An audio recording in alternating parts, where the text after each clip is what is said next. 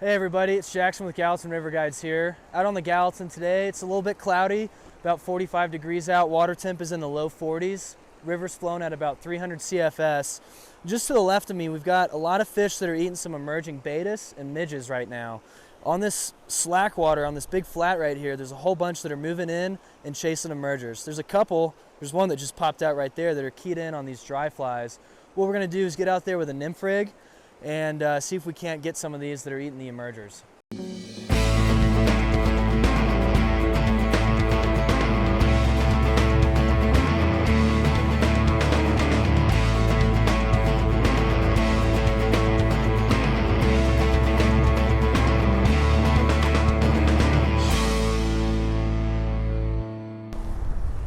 A lot of them are not eating these bugs that are on the actual surface. They're eating these bugs that are moving really high in the water column and on their way to the surface.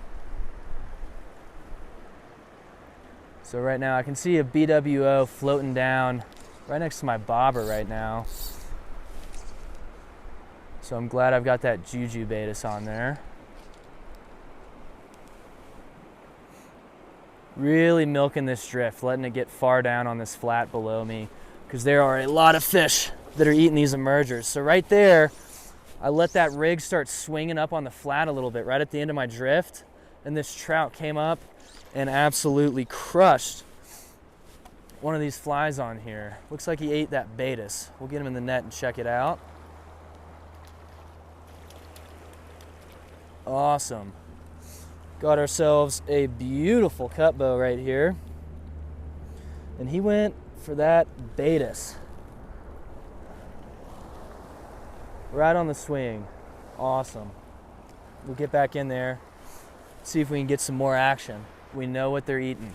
They're going for these emergers, and they are fired up getting after them. Let's see what we got on here. Looks like a rainbow. Awesome. So this guy ate that midge emerger that's on here. And again, that is that black crystal dip with a bead head on it. So he's fired up. We're going to dip him back in the water real quick before we try and deal with him again.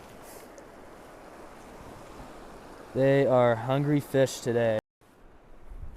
And so what I'm doing is I've got a bead head, rubber legs, and it's black and brown is the color I'm using right now.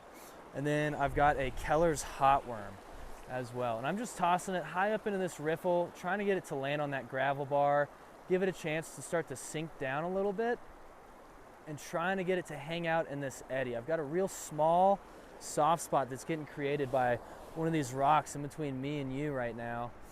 And I'm trying to just get my nymph rig to go right through that and then downriver into the seam that gets created from it a little bit lower down.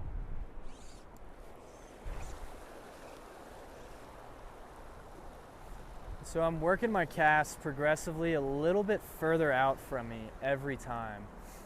Starting in real tight to where I'm standing and then start working out a little bit more.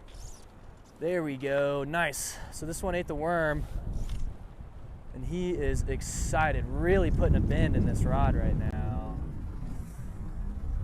Woo, acrobat, look at that.